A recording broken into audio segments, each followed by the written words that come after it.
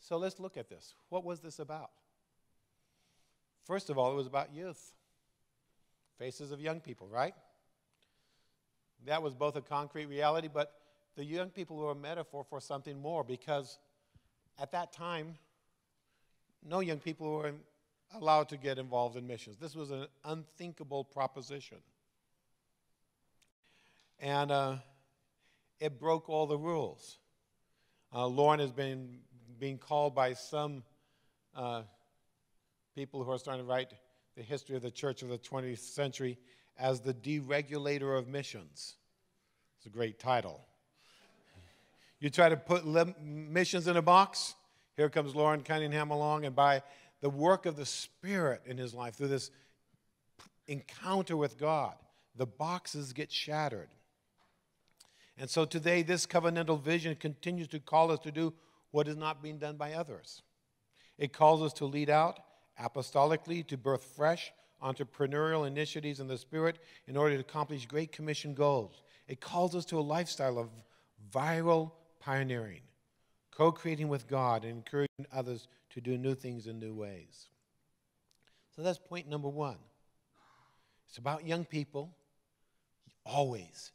And that call to young people is a larger call to do missional innovation. Can you say that? Missional innovation. That was pretty weak, okay? Sorry, guys, that does not pass the test. Let's try that again. Missional innovation. The second thing is about all and every. They came from every nation and went to every nation, from every continent to every continent. That was the nature of the waves. And if we ever lose sight of the alls and everys, we're no longer moving within the boundaries of that covenantal vision. Okay? This covenant requires us to redemptively try to hold all kinds of things together, to converge to holistic, inclusive, global, comprehensive, lots of different words you can use. Compels us to growth, because the waves kept coming again and again, each time bigger than the time before. This speaks of multi-generational reiterations of the vision that expand in fractal-like multiplication. Wow, you have to listen to a couple Winky-Prackney messages to unpack the meaning of that sentence, okay? Each wave builds on what has gone before. Each one makes fresh impact in new ways, reaching heights not previously achieved. It's never static. It's always dynamic, focused on going where we are not. Friends, and at this point, I think there are a bunch of handouts that you could just distribute. Okay, we'll do that at the end. So what we will have for you is a page that has this story is documented. And what I like to do in just these closing moments is look with you at the 4 covenants that we've had. So this document has the 4 covenants: the Manila, the Red Sea, the Nanning, and the Jubilee Covenant. And when they were written, they were not written in a context where we're thinking of the waves as being our covenantal foundation. But all of them, in some measure, reflect one of these 2 points. They all encourage missional innovation, and they all encourage the alls and everys of the Great Commission. And to the extent that they do that, they are genuine covenant renewal documents. To the extent that they fail to do that, we missed the mark. Okay? But now, with the benefit of 5.5 decades of perspective, we weren't all here, but we're hearing the stories of others who've been here. Look at that. We can go, this is what God has said. And so we can be very deliberate, very intentional as we come to the Lord and do these, make covenant renewals. Now, we've had those documents published. You can find them on the syllabuses of many schools or on the YWAM.org or many locations around the YWAM world.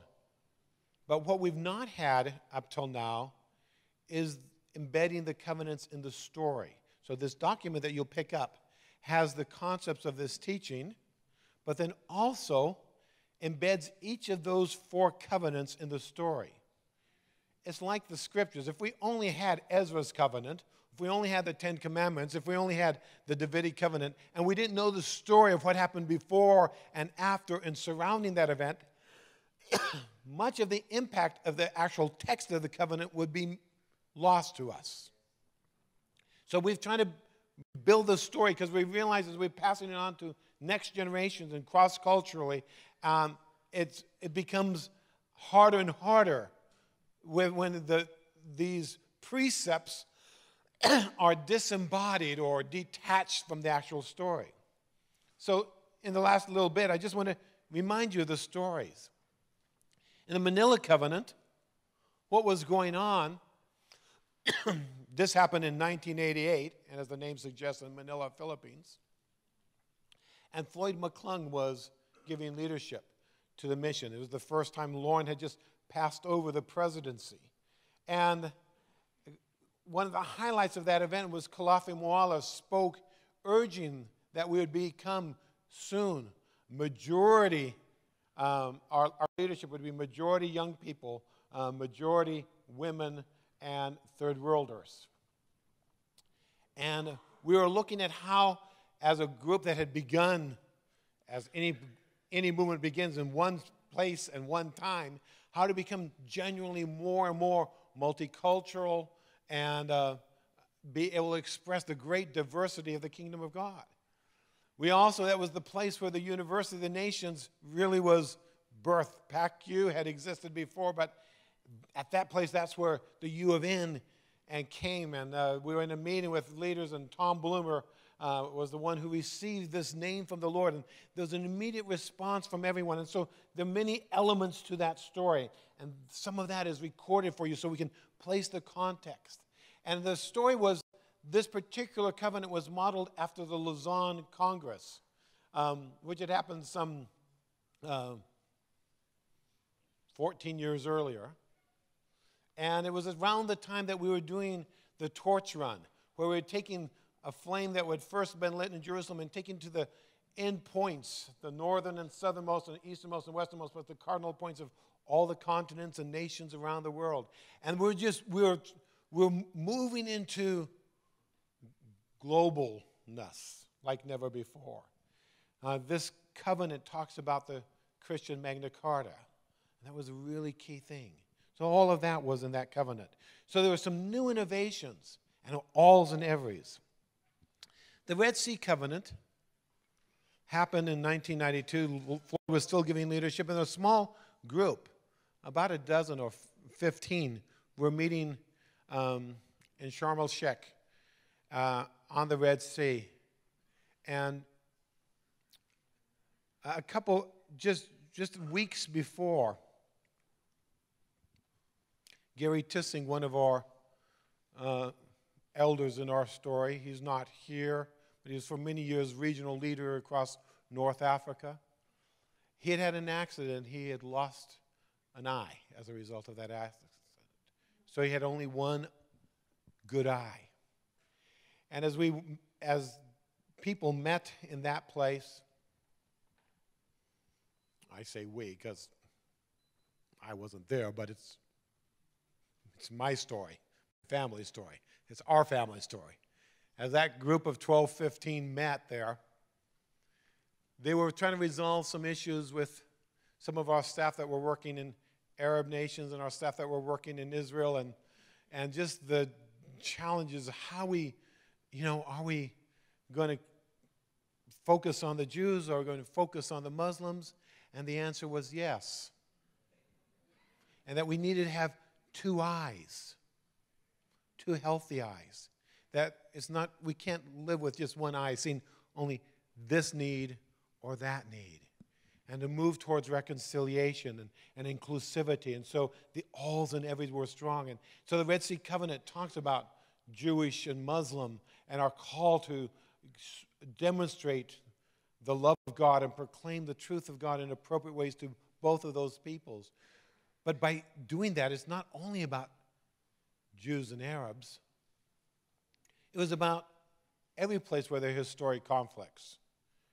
Japan, Korea, Armenia, Turkey, Hutu, Tutsi, wherever that is, that we're called to love people on both sides of every divide. That's the all and every. And we have to innovate new ways to do that. It was around that time that the reconciliation walk that Lynn Green spearheaded was birthed, and where the 30 days of prayer for the Muslim world was birthed, with a ministry that is now impacting millions and millions of people every year. The Nanning Covenant was the last time we wrote a corporate covenant. It was 2002. It was in China. And it was at this moment where we recognized that drift had begun. And we are going to start a process of realignment. And we talked about new innovations. 4K was being birthed at that time. So we talked about a new strategy with 4K. We talked about all and every, that we needed to make sure to see a whole new apostolic surge across the face of the earth. So that story is told in that document. In the Jubilee Covenant, which we had over 30,000 YWAMers sign over a 15, 16-month period leading up to and during the 50th anniversary year. This is a bit different covenant because it wasn't our corporate covenant. It was covenants that individual YWAMers signed. How many of you signed the Jubilee Covenant? Just about everybody. How many of you signed it more than once? Yeah. Every event that I was at, I'll sign it again. Yeah, of course she is. I'm in. I want you to know I'm really, really in.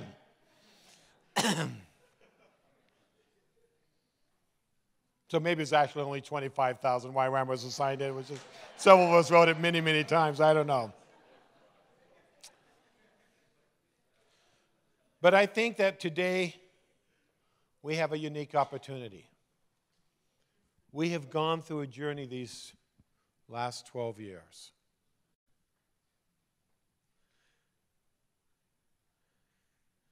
And we're coming back to his covenantal purposes. He's called us to be a family based on the word of the Lord, who will hear him when he looks across the surface of the world, of this earth. Says, where is there people who I can tell them anything that's radical, new, out of the box, novel, different, unexpected, crazy, and they'll hear me, confirm that it's me, and then do it, no matter what. Without enough staff, without enough money, without enough organization, without enough structure, without enough resources, but with lots of passion to hear and do the word of the Lord. During the 50th year, there were many interviews with Lauren and Darlene, of course, and one interview, they said, how did you build this amazing, large missions organization? She was kind of surprised. She said, it's really, really simple. We've just done three things. We've heard God, we've obeyed God, and we've not given up.